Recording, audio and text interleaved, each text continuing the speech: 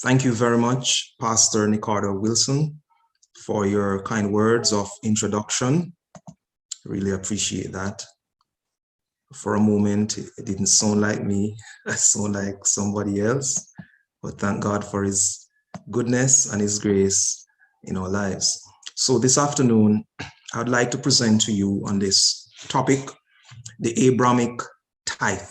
And I am looking for the fundamental tithe principle, the fundamental tithe principle. And so if we don't get anything else from this presentation today, I want to leave us with the fundamental tithe principle today.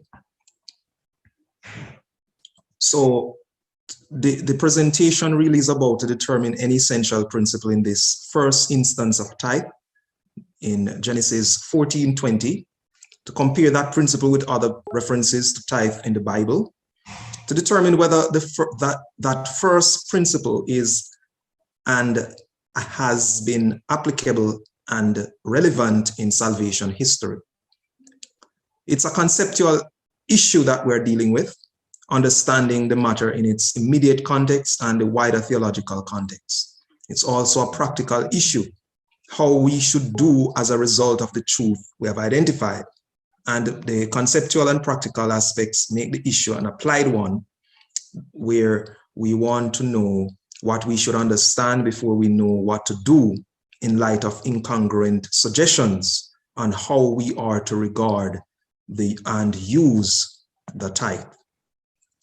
The text of our focus, Genesis 14 verse 20, is being examined by me in the BHS. We could refer that as basically the Masoretic text.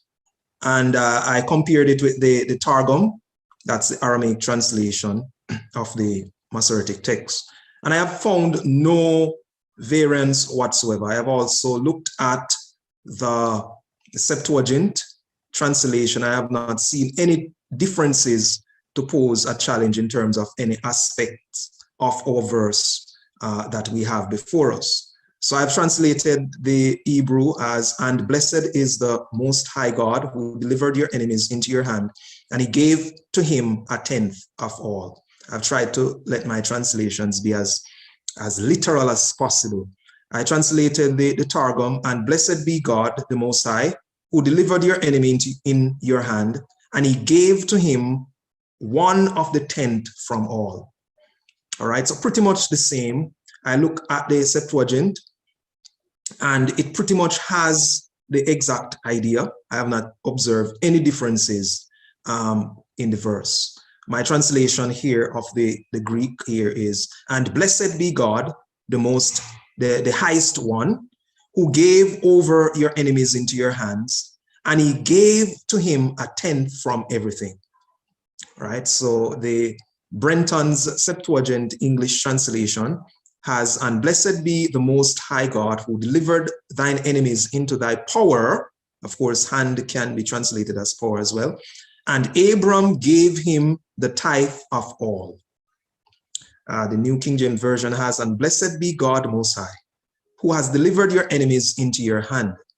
And Abram gave him a tenth of everything." So there are no issues relating to the text, really. The focus is on tithe.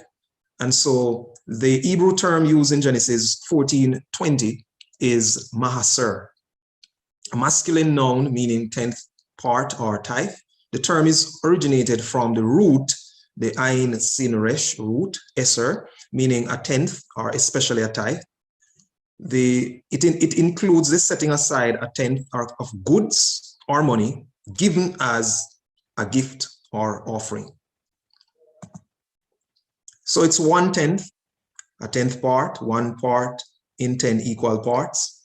And as such, the tithe may not necessarily be the tithe that we know about. If I have 10 bottles on the table and I took one up, I have taken up a tenth. I have taken up a tithe, right? And it may not be that it is the one that I'm going to give to the church, all right? But of course, predominantly when we mention of tithe, we're focusing specifically on that one. So it's the tithe, the 10 part, especially as offered to God, And the Greek word here, one of the Greek terms is dekatos, the 10th in a series involving either time, space, or set. And so we want now to find out who were involved in the first mention of tithe. And as we dig into this text together, or into the passage overall, this name comes up, Melchizedek. His name means righteous king, or my king is righteousness. Hebrews 7:2 says, king of righteousness. He's the priest of the Most High God, and he had a divine priesthood. Christ is high priest according to the order of Melchizedek, right? That's Hebrews 5:10. He alone in that land was an upright and sincere cultivator and guardian of religion. Melchizedek was a servant of God, and far from being jealous, he actually rejoiced in Abraham's conquest, according to James M. Boyce. So he was the man of God, as it were, in the region at that time. Now, he is called the king of Salem. Salem, we're told, is an archaic name for Jerusalem. He is also referred to as the priest king of Jerusalem. The king of Sodom was present as well, as we look at this narrative. He came out, we are told, empty-handed to meet his benefactor. And the first word he uttered was give. So the king of Sodom was there, right? But then we have the king of Salem, brought out bread and wine, offered a blessing, even though he may have come to collect his tithe, according to Sarna. Now, the Bible in Hebrews 7, that deals with the priesthood, according to Melchizedek, says, now consider how great this man was. So Melchizedek was greater than Abraham, implication there. He received tithes from Abraham and blessed him who had the promises. So Melchizedek was given the blessing and receiving tithe. It is beyond dispute that the inferior is blessed by the superior. Melchizedek was made like the Son of God. So Melchizedek obviously is not greater than the Son of God. Abraham was present. Abraham, of course, was called by God for the blessing of the world. Genesis 12. Genesis 15:6, and he believed in the Lord and he accounted it to him for righteousness. Abraham accepted God's everlasting covenant. He received with his children the land of Canaan. And of course, he got a name change from Abram to Abraham. So he returns. So Abraham is coming from the conquest. He returns as he went out, a faithful and humble servant of the Most High God. He even acknowledges the greatness of Melchizedek by presenting him with a tithe of his possessions. Some scholars believe that Abraham should have become king of the entire region. But Abraham walked humbly and committed himself to God's promise. The fact that tithing is mentioned without explanation suggests that tithing was a common practice in the patriarch's spiritual experience. Abraham knew full well what he was doing. Here, Abraham teaches us a fundamental element regarding the use of tithes. The person who receives the tithes was a minister of God, according to Dr. Felix Cortez. So Abraham was there. He knew about tithe. Melchizedek did not protest. The first time tithe is mentioned, it moves from a worshiper of God to a priest of God. All right? So it moves from a worshiper to the worship leader. This view that tithes move from the worshipers to the worship leader is dominant throughout Scripture. So the fundamental tithing principle indicates that tithe moves from the worshiper to sustain the worship leader. So when did this happen?